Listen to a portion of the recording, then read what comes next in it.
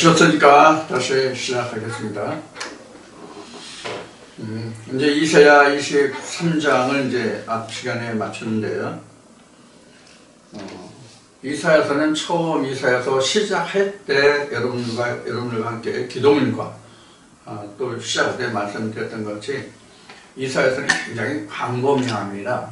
이사야서는 굉장히 광범위하고 오래한 역사가 또 기록되어 있고 많은 나라들이 또 지명들이 언급되어 있기 때문에 얼른 우리가 이 말씀이 들어오기가 쉽지가 않은 말씀이 바로 이사야 말씀이에요.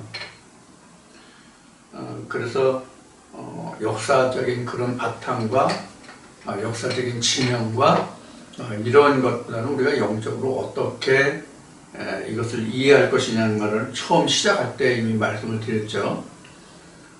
그리고 우리가 이것을 역사적인 배경과 역사적인 그런 시대적인 것으로 보면 우리가 역사를 공부하는 거기 때문에 아무런 의미가 없다. 뭐 이런 그럴 바에는 차라리 우리나라 역사를 배우는 게 이제 낫다는 이제 생각을 이제 하게 되고요. 그런 것이 이제 우리가 이사야를 보면서 우리가 생각하는 부분들이에요. 그래서 처음에 이사야 시작할 때 여러분들에게 말씀드렸던 내용을 좀 참고해 주시길 바랍니다. 자, 그래서 이사야 23장까지 이제 어떻게 이게 이제 이사야가 벌써 3월 말경에 시작했나? 4월 초에 시작했나 그런 것 같은데 벌써 연말이 됐죠. 그래서 이사야 이제 23장을 마쳤는데 이사야가 지금 이게 66장까지 있단 말이에요. 이사야가 66장까지 있는데 이사야 66장까지 다 마치려면 시간이 꽤 걸릴 것 같아요. 처음에 한 2년 정도 가까이 걸리지 않을까. 요한복음 하는데도 한 1년 반 정도 걸리지 않았나 싶거든요. 그래서 이사야는 더 많이 걸리지 않을까 하는 생각을 합니다. 그 사이사이 중간중간 또 다른 시간을 내서 제가 시간 날 때 여러분들에게 언급해드린 바와 같이 말씀드린 바와 같이 수요일 날은 그 성경의 기초 인문배 그런 것들 좀 말씀을 전해드리고요. 시간이 1시간으로 모자라면 1시간을 늘린다든가 해서 수요일 날 하든가 해서 필요한 때는 그렇게 해서라도 보충을 하도록 하겠고, 또 한 가지 남은 게 이제 창세기 2장, 3장에 이제 마무리를 줘야 되는데, 창세기 2장은 12월 달 어느 때 시간을 봐서 여러분들과 함께 하도록 그렇게 하겠습니다. 몇 분은 참석을 하시겠다고 하는 분이 있어서 그 날짜를 조율해서 가능한 시간에 하도록 하겠습니다. 자, 그러면 이사야 24장을 시작하도록 하겠습니다. 이사야 24장입니다. 여호와께서 땅을 황무케 하시며 잘못 읽었네. 다시 잡는데 줄을 잘못 봤어요. 여호와께서 땅을 공허하게 하시며 황무케 하시며 뒤집어 엎으시고 그 거민을 흩으시리니, 이렇게 시작을 하고 있어요. 좀 그 어휘가 단어가 좀 살벌하죠. 좀 무거운 중압감을 주는 그런 말씀이 지금 나옵니다. 여기서 땅을 이렇게 나오는데 이 땅이 지금 나오는데 이 땅은 여러분 이 세상이라고 생각하지 마세요. 이 세상 우리가 발을 밟고 살고 또 농작물과 이런 것을 재배해서 식물을 얻는, 먹을 양식을 얻는 그런 땅을 생각할 것이 아니라 우리 인생, 육체를 생각하시면 됩니다. 인생을 생각하시면 됩니다. 이게 창세 원리에서부터 요한복음에서 이것을 요한복음 1장에서 이것을 잘 기록하고 있어요. 이 면을 여러분들이 충분히 이해하시길 바랍니다. 공허하게 한다. 이러면 공허는 텅 빈 것이 이제 공허잖아요. 그 속에 텅텅 빈 거, 이것이 공허잖아요. 그런데 공허하게 하시며 이렇게 나왔잖아요. 비우게 하신다는 뜻이에요. 이게 공허가 영어로는 empty예요. empty. E-M-P-T-Y. empty예요. empty가 그릇에 어떤 그릇이 있으면 그릇에 채워진 것을 쏟아내버리는 것을 empty, 비우다 이 뜻이거든요. 그래서 이 공허하게 한다는 것은 땅을 공허하게 하는 것은 땅을 우리 사람의 마음을 텅텅 비우게 한다. 그런 뜻으로 이해를 하셔야 됩니다. 땅을 공허하게 하시며 이렇게 나왔어요. 그 다음에 황무케 한다 이렇게 하는데 이 황무는 텅텅 비게 되면은 그릇이 어떤 그릇이 땅이 텅텅 비우게 되면 아무런 거기에 작물도 난 것 어떤 그 식물이 아무것도 없으니까 이제 이게 공허하게 하면 아무것도 없으니까 그 상태가 바로 황무예요. 황무. 황무라는 것은 그 거칠게 됐다는 얘기예요. 이게 거칠다는 얘기거든요. 그래서 거친 땅이 됐다 이런 얘기인데 결국은 이 거칠단 황무하게 했다는 것은 땅이 공허하게 땅을 비웠기 때문에 그 땅이 황무하다는 것은 버려진 땅이 됐다는 얘기예요. 결국. 그래서 이게 우리는 우리 그 번역 성경에는 황무라고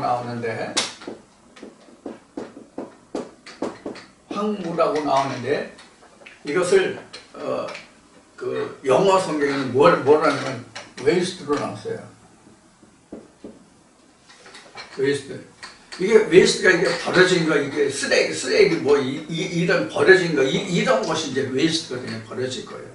그래서 땅에 아무것도 없이 그릇이 아무것도 없이 비워져 있으면 그건 못 쓰는 그릇이다 그런 뜻이에요. 땅이 비워져 있으니까 그 땅에 아무런 작물이 없다는 얘기거든요. 씨가 말랐다는 뜻이거든요. 그러니까 버려졌다 이렇게 황무라는 뜻이 바로 그런 의미로 봐야 됩니다. 뒤집어 엎으시는 것은 여기 땅을 뒤집어 엎으려면 어떻게 해요? 그 쟁기를 갈아서 밭 갈아서 흙을 뒤집어 엎잖아요.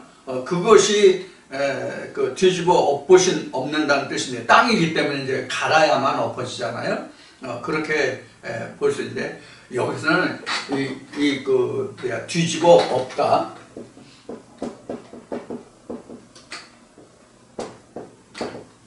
이게 피읍 받침 맞죠? 뒤집어 엎다. 뒤집어 엎다 이것은 뭐냐면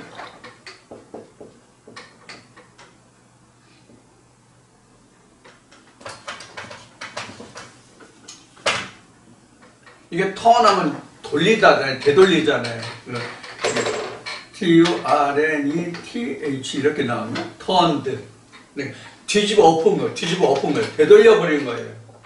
그러니까 우리 길을 가다가 그 운전하다 보면 터닝 포인트가 있잖아요. 그래서 우리가 이렇게 가다가 여기 가운데 중앙 분리대가 있고 여기에 이렇게 사선에서 이렇게 돌아오는 길이 있다면 이것을 우리가 U-턴이라고 얘기하잖아요. 여기까지 E까지 들어가야 되나? U-턴 한다고 얘기하잖아요. 이런 턴, 가던 길을 대로 다시 돌이키는 것을 턴이라고 해요. 뒤집어 엎다가 그런 의미예요. 근데 가던 길을 되돌이킨다 의미예요. 사실은. 그래서 뒤집어 엎으시고 턴이라고 나왔으니까 엎으시고 그 거민을 흩으시리니 이 거민이라는 게 바로 주민이에요. 이게 그 영어로 거기 그 땅에 사는 사람들 거민이에요. 그래서 이게 이제 주민인데 이제 영어로는 inhabitant로 나와서 inhabitant로 나왔기 때문에 이게 이제 주민, 거기 사는 거주자들 이런 사람이 이제 거민이에요. 거민을 흩으시리니 이 흩는다는 얘기가 이제 거기서 사는 사람들을 다른 지역으로 내어 보낸다는 뜻이 들어있잖아요. 내가 흩으니까. 여기서 거민을 흩으시리니 이렇게 됐어요.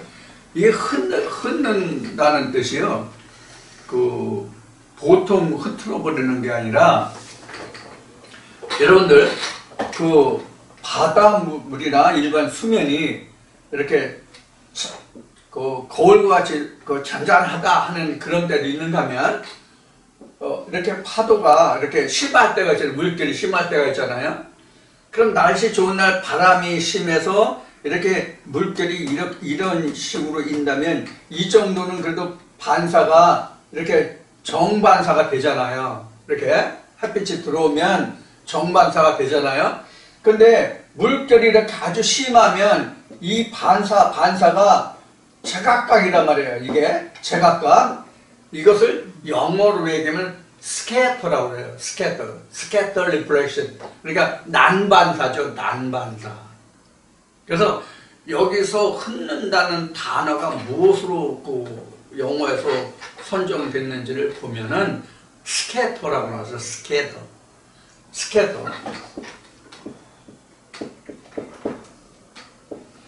그러니까 이제 이렇게 한다는 얘기. 이게 이제 난반사예요. 난반사. 그러니까 어디로 흩을지 어디로 흩어질지를 모르는 거예요. 난반사의 의미가. 그러니까 여기서 흩는다는 의미는 어디로 흩어져 갈지를 모르는 거야. 하나님이 땅을 공허하게 하고 황무하게 하고 뒤집어 엎고 그 거민을 흩는데 어디로 어떻게 할지 모른다는 그런 의미가 들어있는 거야.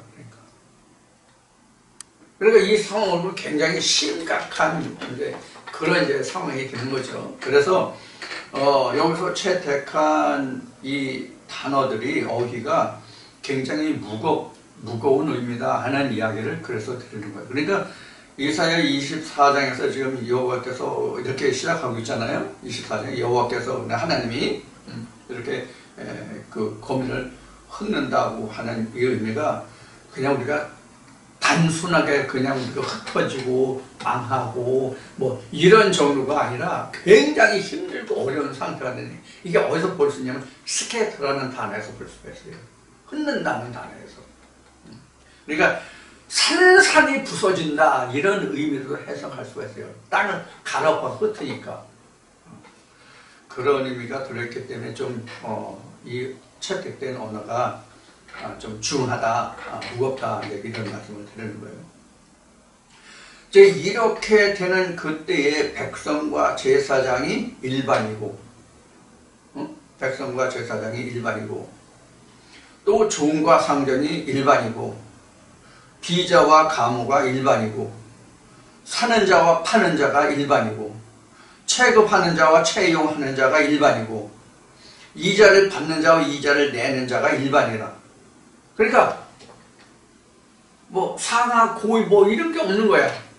전부 다 그때는 그야말로 이제 이게 스캐터가 되는 거죠. 스캐터가. 뭐 이건 이제 동명사는 이제 이런 상황이 계속되니까 스캐터링이라고 해야 맞겠죠. 그러니까 산산이 부서지고 찢어지고 갈라지고 흩어지는 그런 일들로 지금 볼 수 있어요. 그러니까 뭐 상하, 존귀, 뭐 존비라고 했죠. 귀한 것과 비천한 것, 존비, 뭐 이런 것이 없는 거예요. 하늘의 땅을 뒤집어 엎고 흩는 이 나라는. 그러니까 이제 이게 뭐 말세다, 종말이다, 뭐 이렇게 표현할 수 있는 것이죠. 이제 하나님 안에서 이러한 날이 우리가 성경 기록상으로 보면은 언제 있었냐면 가장 큰 것이 노아 때고요. 그 다음에 모세 때고요. 출애굽 때요. 그리고 이제 예수 때예요. 이렇게 이제 우리가 성경으로 크게 이제 말세가 있었던 거예요. 그리고 성경 전체로서 말세는 구약과 신약의 400년 공백 기간이에요. 신학적으로 얘기하면 영적 흑암기라고 하는 이 부분이에요. 이 부분이 흩어진 기간이에요. 이것이 무엇을 말하는지는 이제 조금 다른 말씀에서 우리가 보충하기로 하고요. 일단 하나님이 이렇게 이 세상을 특히 이 믿음의 사람들을 이렇게 흩고 세상을 뒤집는다는 것은 그만큼 인간에게 어렵고 힘든 시기가 온다는 거예요. 이게 다른 말로 얘기하면 하나님의 백성의 무게를 달아보는 기간이기도 하고 시험과 심판을 당하는 기간이기도 해요.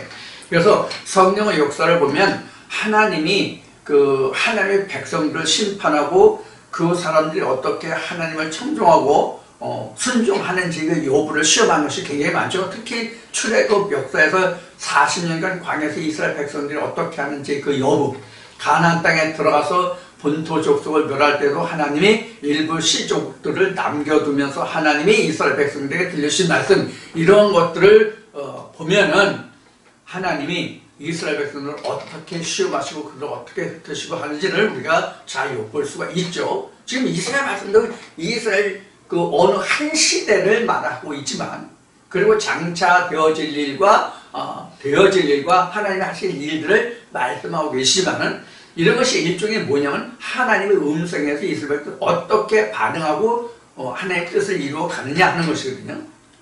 쉽게 말하면 이사야서나 에레미야서가 앞 시간에 한 70년의 사실 키포인트를 두고 있어요.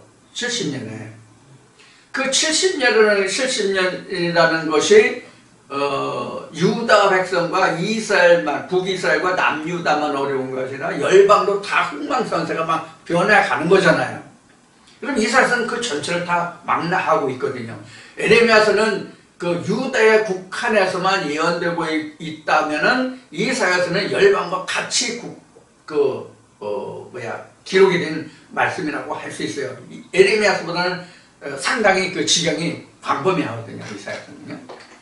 에레미야도 열방을 두고 있긴 하지만 이 에레미야서도 열방을 기록하고 있고 언급이 되고 있지만은 이사야서만큼 모든 나라들이 열방이 열거되는 성경은 아니에요. 에레미야서는.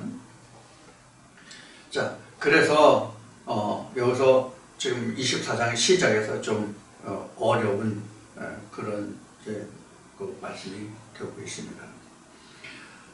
여기서 지금 앞에 흩어버린다는 이 말 속에는 단순히 그냥 난반사, 그냥 어딜 튈지 모르는 그런 것으로 이제 말씀을 했는데, 여기에 흩는다는 단어 속에는 뭐냐면 애국이라는 말도 여기에 들어있어요. 그래서 스캐터드 에브로드라는 단어로 나와 있기 때문에 흩는다는 게 해외까지 흩는다는 얘기예요. 해외까지. 이런 의미에서 보면 이스라엘 백성들이 멸망과 함께 나라도 잃어버리고 세계 각지로 다 흩어졌죠. 그런 것도 여기서 우리가 좀 엿볼 수 있는 그런 부분이 아닐까 싶어요. 자, 이것은 이제 외적으로 보았을 때 이제 그런 거예요. 자, 이렇게 해서 지금 몇 절까지 지금 말씀을 드린 것이 되냐면 2절까지 지금 말씀을 드린 거예요. 그래서 이렇게 하나님이 땅을 황무하게 하고 거민을 흩트는 그 시기에는 상하, 존, 비 이런 게 없어요. 그러니까 이게 이제 말세다, 종말이다, 세상 끝이다, 이렇게 말할 수 있는 부분이라는 얘기예요. 3절 보겠습니다. 땅이 온전히 공허하게 되고, 땅이 온전히 공허하게 되는 앞에 공허가 empty라고 그랬잖아요. 그래서 텅 비게 된다는 얘기예요. 텅 비게 되고 온전히 황무하게 되리라. 그러니까 완전히 버려지게 된다. 버려진 땅이 된다 그런 얘기예요. 마치 그래서 이게 지금 70년에 이어서 지금 나온 말이기 때문에 잠깐만요. 자, 이렇게 좀 잠깐 일이 있어서 영상이 잠깐 끊겼어요. 다시 이어져야 됩니다. 그래서 땅이 이렇게 온전히 황무하게 되고 이렇게 되면 세상이 완전히 끝난 상태잖아. 이렇게 되면요, 사실은 이게 종말이나 마찬가지란 말이에요. 그런데 이제 유다가 이렇게 된 거죠. 그래서 70년간 앞에 23장에서 이어지는 거니까 70년간 둘에 대해서 예언이 되어 있잖아요. 그런데 두로와 유다가 같이 괴를 같이 했다고 말씀을 드렸어요. 그러면 지금 두로가 황무하고 황폐하고 그런 기간에 유다도 같이 황폐하고 이런 상태가 똑같이 이루어진단 말이에요. 그것을 우리가 지금 여기서 이제 같이 내다봐야 돼요. 그래서 앞 시간에 23장에서 말씀을 드렸듯이 이사야 23장에서 70년이 두로에 관한 70년이지만 이것이 유다의 멸망과 괴를 같이 하기 때문에 이사야 선지자도 유다의 70년을 예언했다 이렇게 보는 거라고 말씀을 드린 거예요. 이렇게 해서 3절에 보면 땅이 온전히 공허하게 되고 온전히 황무하게 되리라 여호와께서 이 말씀을 하셨느니라. 그러니까 여호와의 말이죠. 여기서 여호와께서 말씀하셨다라고 지금 3절 말미에 기록하고 있는 것은 이사야서 앞에도 나왔지만은 내가 말했으니 반드시 이루리라고 말씀하셨잖아요. 그것을 지금 여기서 강조하고 있다 이렇게 생각하시면 돼요. 그래서 여호와의 말이다. 그러니까 여호와께서 한 말은 내가 시건치 않는다. 내 입에서 나간 말이 내게 다시 돌아오지 않는다. 내가 말했으니 반드시 이루리라. 이 말씀을 상기하고자 하는 뜻이 여호와께서 말씀하셨다. 이런 뜻으로 우리가 받아들이고 이해하시면 좋겠어요. 이제 3절이 그렇게 되어 있고, 그래서 땅이 슬퍼하고 세잔하며 세계가 쇠약하고 세잔하며 세상 백성 중에 높은 자가 쇠약하며 땅이 또한 그 거민 아래서 더럽게 되었으니 이는 그들이 율법을 범하여 유예를 어기며 영원한 언약을 파였습니다. 이렇게 이제 5절까지 봤어요. 이렇게 기록했어요. 자, 여기에서 문제가 되는 것이 뭐냐면 하나의 율법과 윤리예요. 하나님이 이렇게 땅을 공허하게 하고 황무케 하고 거민들을 흩어버리고 하는 이것이 결국은 그 발단이 그 기초가 시작이 어디서 왔냐면 하나의 율법과 윤례를 이스라엘 백성들이 하나님의 백성들이 어겼기 때문에 그렇다는 얘기예요.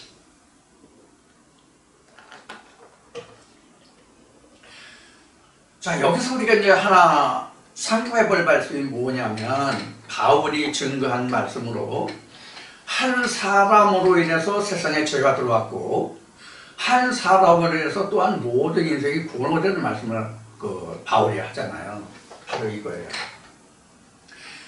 지금 5절까지 한 이 말씀을 우리가 이스라엘 백성들의 역사와 열방들의 관계를 보면 하나님이 유다가 즉 이스라엘 하나님의 백성들이 그릇 됨을 인하여 열방을 들어 쓰시잖아요. 하나님의 백성들이 그릇되고 잘못됨을 인하여 그들을 하나님의 백성들을 징치하시고자 열방들을 역사하신단 말이에요. 열방들을 들어서 들어서 역사하시다 보니까 문제는 유다에게 있는데 어디까지 들먹거려요? 열방까지 들먹거리게 되잖아. 왜 열방이 움직이게 되니까. 그러니까 이게 세상의 대기로 보면 요한복음 3장에서 거듭남에서 예수가 니고데모에게 야 네가 발음이 어디서 불어서 어디로 가니 네가 아느냐라고 말씀하시면서 성경의 역사도 이와 같다라고는 이제 말씀을 이제 기록하잖아요. 요한복음 3장에 이와 같은 거예요. 그러니까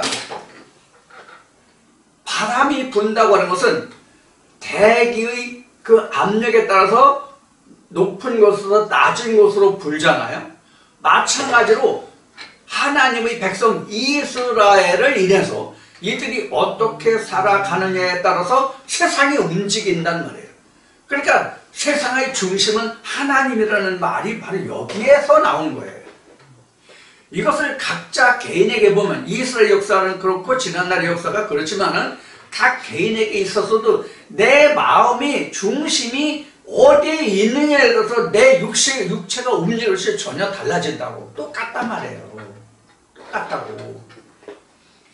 내가 앞 시간에 23장에서도 얘기했지만 내가 하나님 중심을 두고 내가 신앙과 세상과의 밸런스를 찾고 살면 즉 천평저울같이 밸런스를 찾고 살면 내게 풍랑이 안 일어나. 항상 잔잔해.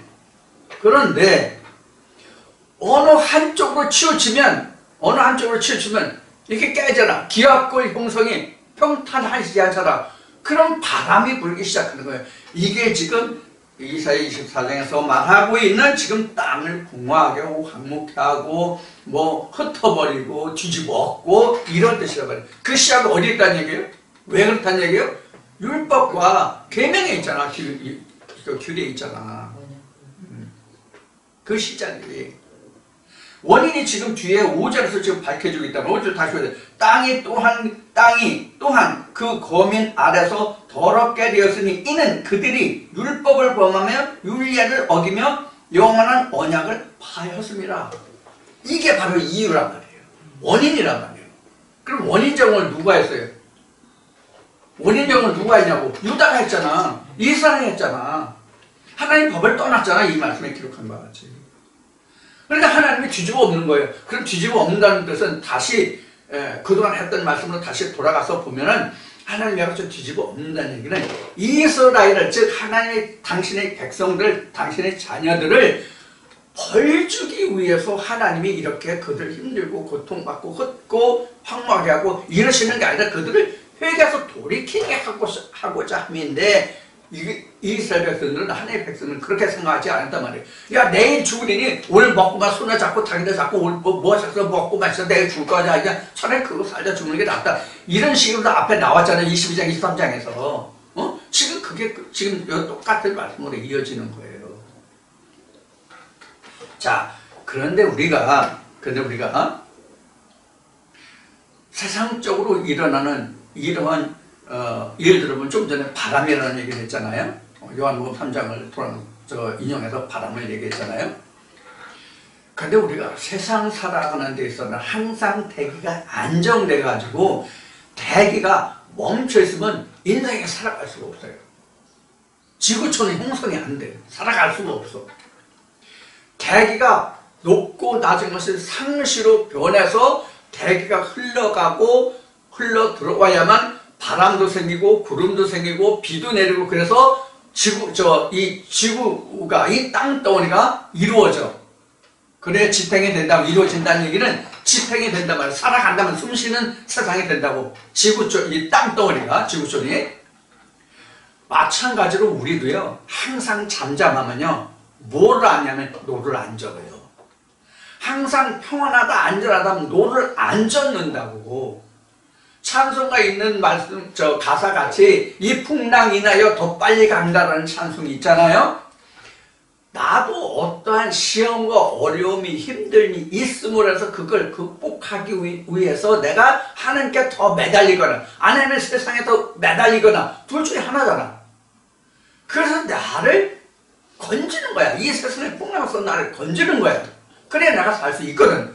가만히 있으면 그 풍랑에 내가 죽는 거잖아요. 이걸 영적으로 돌려보면 나도 그래요. 내 마음에 항상 평안하다 안전하다만 할 수 없는 거거든. 아무리 내가 믿음으로 온전하다 할지라도 항상 내게는 시련과 시험과 어떤 무엇이 있거든. 그런 것을 위해서 그러한 부분을 흩고 망가뜨리고 다시 세우기 위해서는 뭐가 필요해요? 열방을 끌어들이는 거야. 열방을 끌어들이는 거야. 이 말씀에서 이사야서를 인용한다면 열방이 끌어들이는 거야. 그러니까 내 마음을 인하여서 풍랑도 일어나고 하나님의 역사하고 세상의 역사 다 하는 거야. 내가 거기서 어떻게 무엇을 의존하고 이겨나갈 것이냐 하는 거예요. 같은 풍랑이 일어나도 내가 지금 노를 젓는다는 얘기를 했잖아요. 노를 무엇으로 젓을 거 아니냐 하는 거예요. 노는 노인데 하나님의 노로 인해서 내가 노를 젓어서 이길 거냐, 아니면 세상의 노를 이용해서 이 풍랑을 이길 것이냐, 이게 또 달라지잖아요. 이런 면을 우리가 이런 말씀들 중에서 생각해 볼 수가 있어요. 그런데 방금 전에 말씀드린 것 중에서 우리가 항상 염두에 둘 사항은 뭐냐면, 자연의 대기가 항상 흘러야만 지구촌 이 땅덩어리가 유지되는 것과 같이 우리도 항상 살아있다는 그 증거가 뭐냐면 이렇게 요동이 있어야 돼요. 요동이 있는데 내가 뭐로 어떻게 이기고 나를 그 모든 풍랑 속에서 건져냄을 받을 것이냐 하는 것은 각자의 몫이에요. 그것을 여러분들이 여기서 좀 생각하시면 좋겠어요. 자, 6절 보겠습니다. 그러므로 저주가 땅을 삼켰고 그 중에 거하는 자들이 정죄함을 당하였고 땅의 거민이 불타서 남은 자가 적으며. 자, 무엇으로 인해서 어떤 결과가 나왔다 하는 것이 지금 기록하고 있죠. 6절에. 그것으로 인해서 6절에 보면 이런 이스라엘 백성들이, 하나님의 백성들이 율법과 율례를 어김으로 인해서, 언약을 파악함으로 인해서 저주가 땅을 삼켰고, 저주라는 것이 여러분들 어떻게 생각하실지 모르지만, 전에 아주 오래전에 말씀드린 신명기 말씀을 여러분들 기억하세요. 하나님이 저주를 따라두신 게 아니에요. 그럼 여기서 저주가 뭐예요? 하나님의 율법과 율례를 파한 게 바로 저주예요. 신명기 말씀에서 내가 너에게 한 법을 주는데 복과 저주다. 지키면 복이고 안 지키면 저주다. 이거예요. 그래서 지금 하나님의 백성들이 하나님의 언약을 파하였기 때문에 그게 바로 저주가 된 거예요. 저주가 따로 있는 게 아니란 말이에요. 왜 풍랑이 일어나냐? 왜 하나님이 흩고 뒤집고 그 거민들을 황무케 하느냐 하는 것이 바로 하나님의 언약을 파였기 때문에 그것이 일어나고 황무와 흩어짐이 일어난 것이 바로 저주가 되었다 그런 얘기예요. 자, 그래서 새 포도즙이 슬퍼하고 포도나무가 세잔하며 마음이 즐겁던 자 같아 탄식하며 이렇게 나왔어요. 여기서 새 포도즙이라고 나왔는데 우리는 여기서 이제 새 포도즙인데 영어 KJV 버전을 보니까 새 포도즙이 이게 뉴가 있네요. 새 포도즙이에요. 새 포도즙. 결국에 새 포도즙입니다. 여기서 새 포도즙이 나왔잖아요.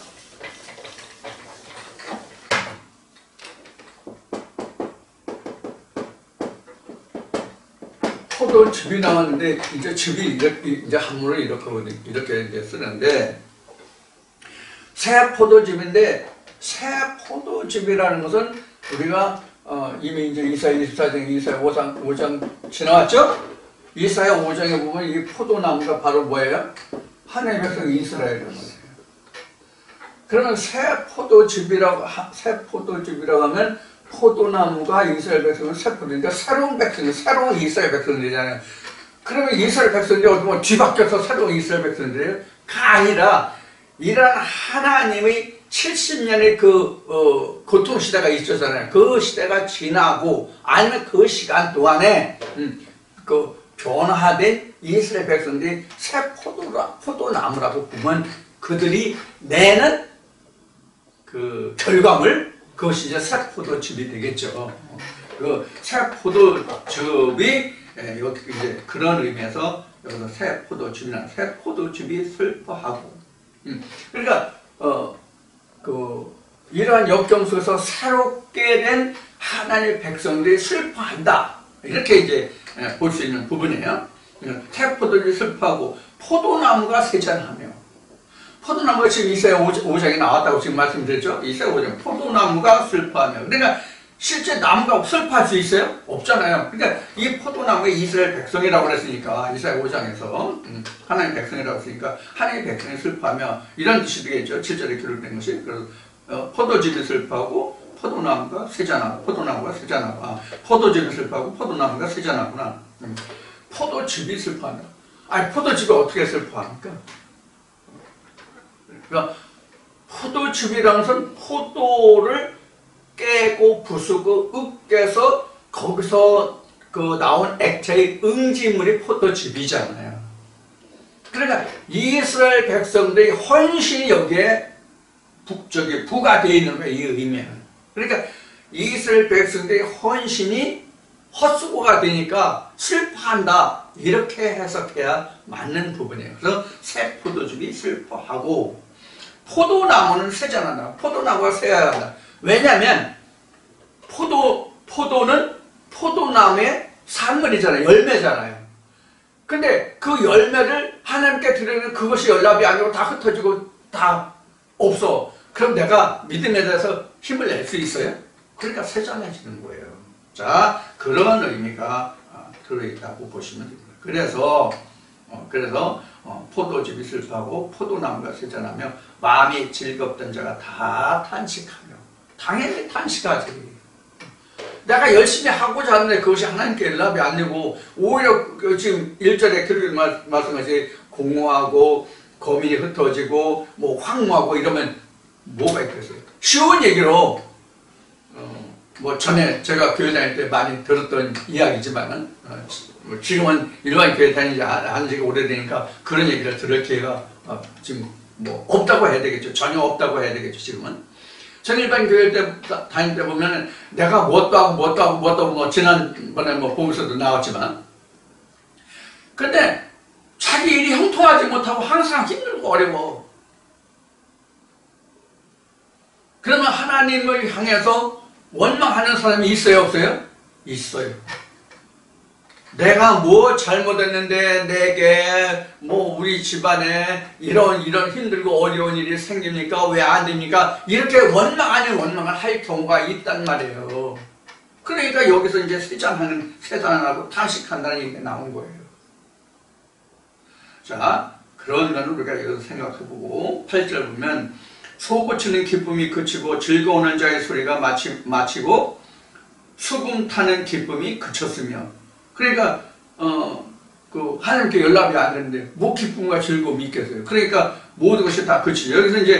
여기서 솟구치는 기쁨, 그 다음에 그 수금 타는 기쁨, 이것이라는데, 여기서 이제 그 소구와 수금이 나왔는데, 이런 거 우리 볼 때에 내가 그냥 세상으로 유흥하고 즐기는 그런 악기의 연주를 뜻하는 게 아니라, 시편의 그 다윗의 시나 이런 것을 보면 뭐 수금과 이 소구와 이게 다 하나님께 드리는 그 영상, 하나님께 드린 찬송을 드릴 때 쓰던 악기들이잖아요. 그러니까 찬송이 그쳤다는 것과 같은 거예요.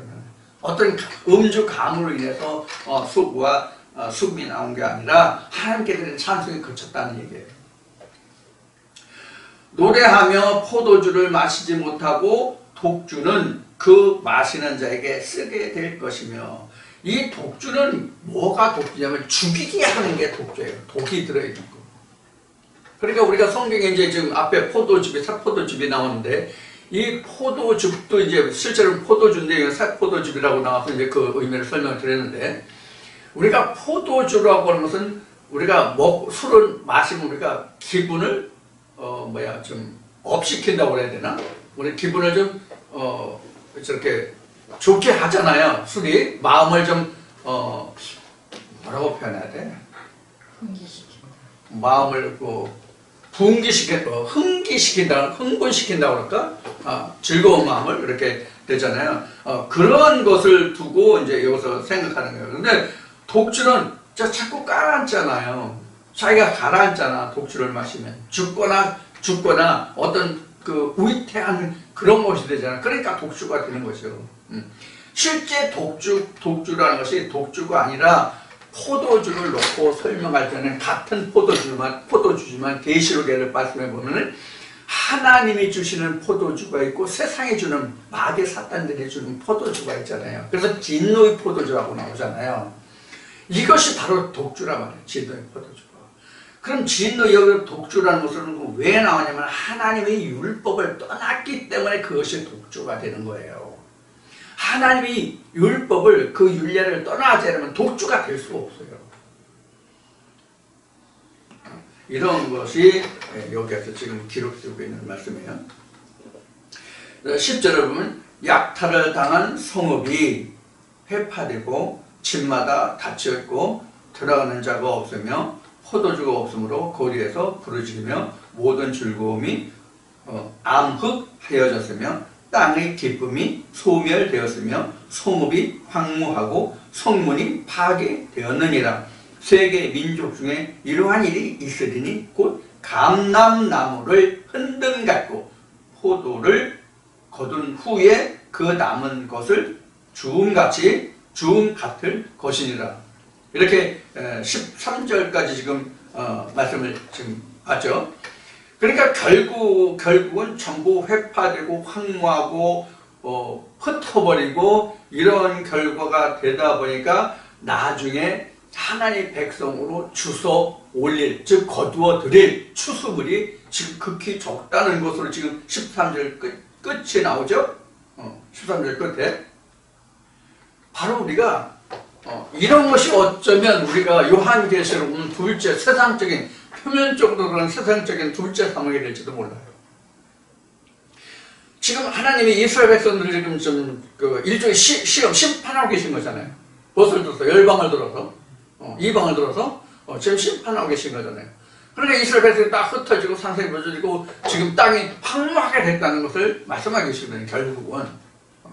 그러면 그렇게 흩으면 그래도 내가 앞에 우리가 이사야 말씀에서 이 3장까지 앞에 말씀을 공부하시면서 들었던 바와 같이 내가 거기서 돌이켜서 우리를 지금까지 세상의 것을 의지하고 그들을 추종했는데 이제 우리가 그들을 추종하지 않고 하나님이 우리를 시험하시고 이렇게 연단하시면 하나님이 우리를 하나님께 돌아오게 하시려 합니다. 그래서 우리가 이제 여호와께로 돌아가자 하리라 이제 이런 말씀이 나왔잖아요.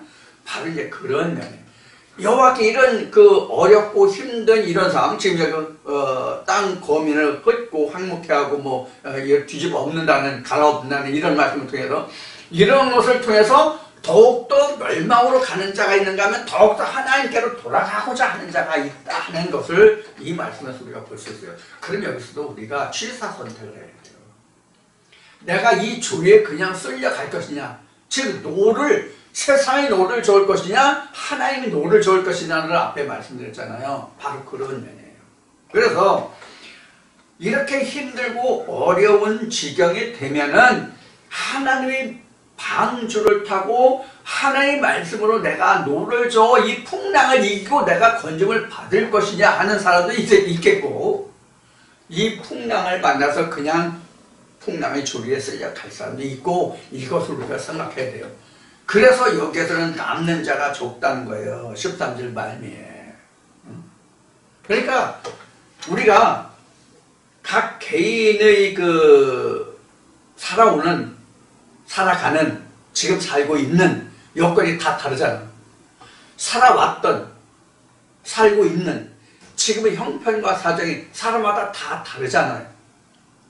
그러면 이러한 형편에 따라서 내가 어떻게 할 것이냐 하는 것을 지금 여기서 우리가 읽어볼 수 있어야 돼요.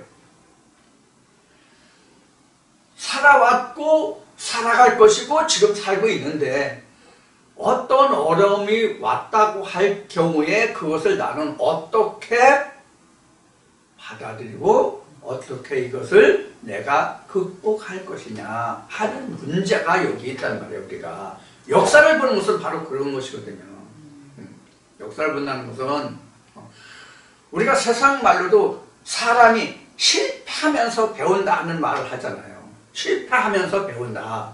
그래서 실패를 하면서 어렵게 겪은 그 과정을 통해서 얻어진 것이 그 사람이 앞으로 살아갈 때서 가장 교훈이 되고 잊혀지지 않는 표준이 되고 삶이 되고 표대가 된다는 말을 하잖아요. 마찬가지라면 신앙에서도.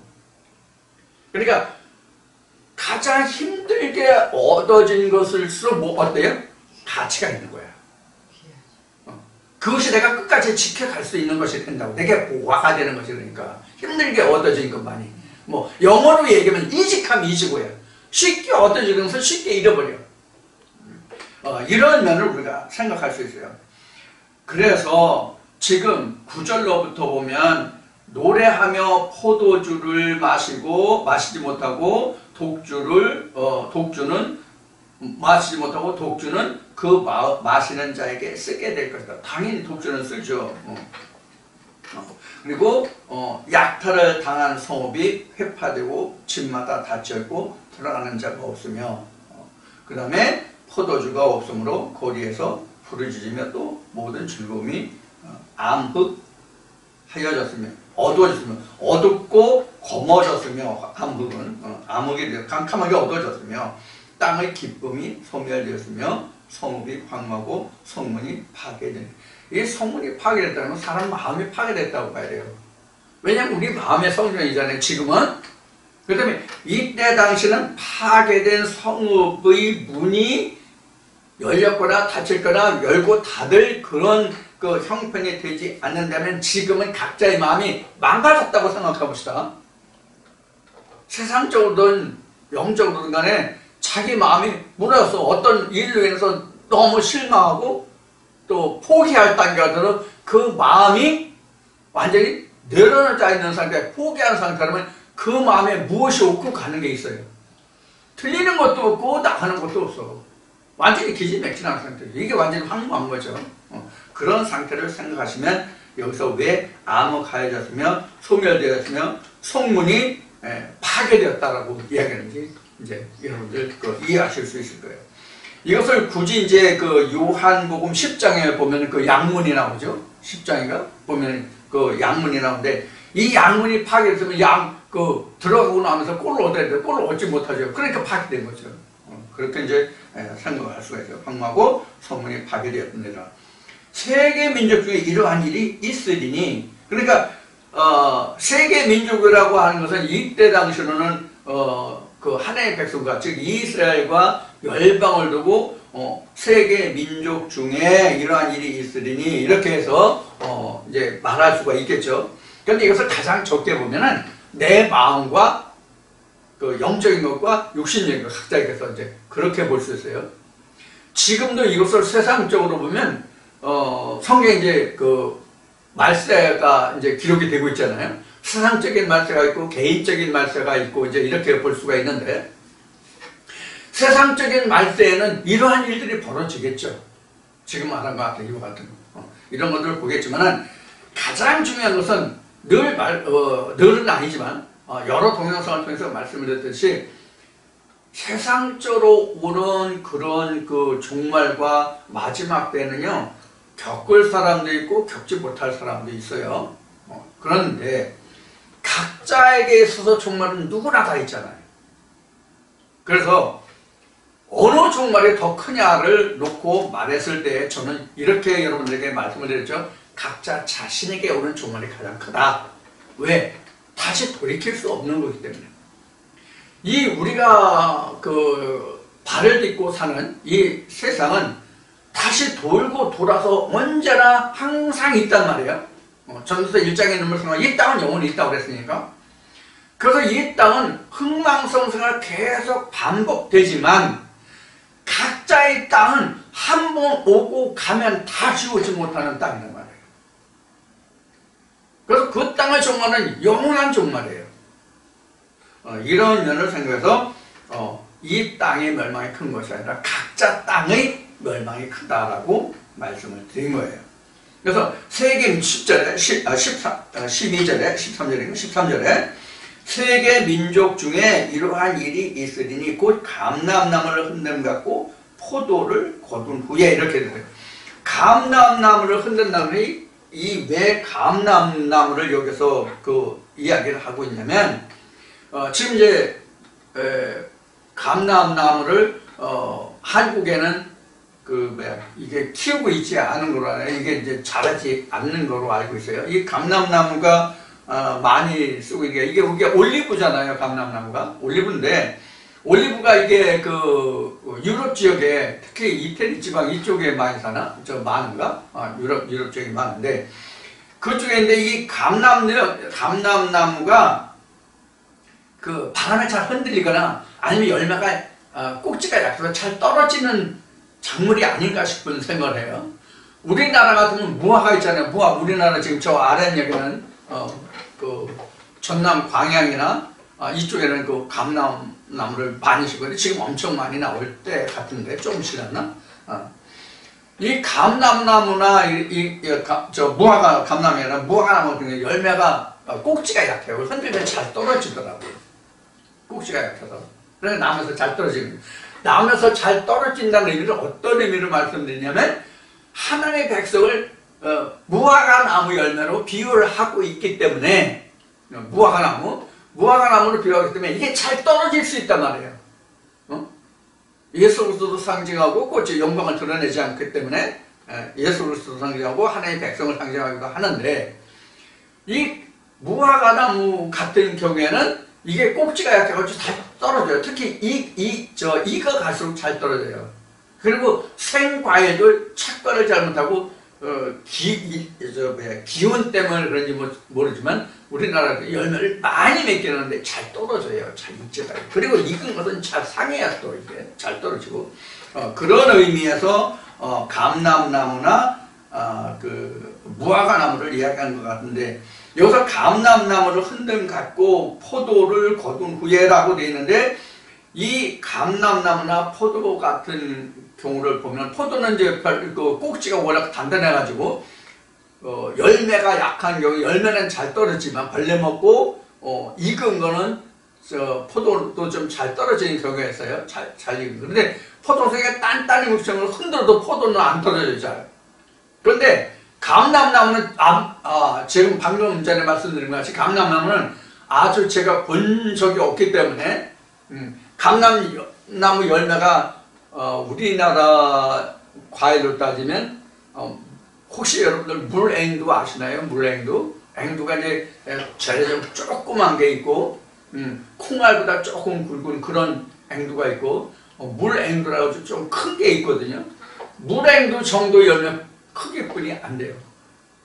그 감람나무 열매가 여러분들 감람나무 열매 그 장아찌라든가 이런 그 가공된 식품 사서 식품으로 사서 드셔본 분은 아시겠지만 감람나무 열매가 그리 크지 않거든요. 근데 꼭지가 약해 보여.